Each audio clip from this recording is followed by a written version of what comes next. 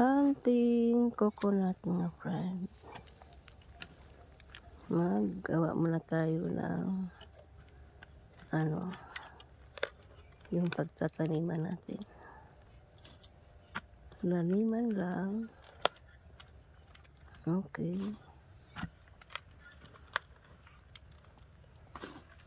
Tapos, kasi hindi mataba ang lupa, lagyan natin ng organic fertilizer.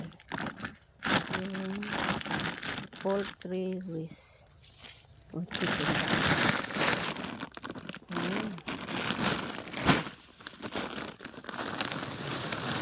Kalahating sako. Wala namang overdose ko yan. Organic fertilizer. Ayan. Maraming pagkain yung coconut natin. Tapos, tapingan natin ang lupa. Kasi nga, mainit yung chicken lang. Okay. Dagdagan ba kaya?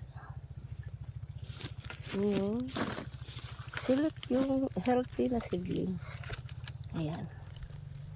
Yan na yun. Yung topsoil, ang itatapin natin. Topsoil. Ayan. Enjoy mga farmers. Maraming pagkain. Niyog natin. So, madali lang siyang tumubo. Sigurado. Best din niya season magtanim tayo dahil umuulan-ulan na. Okay. Ayan.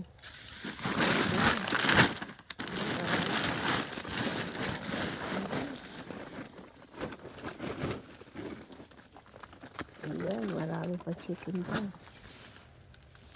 Hindi ba yan mahalo pa? Ayan, maraming Okay. Daming pagkain ang natin.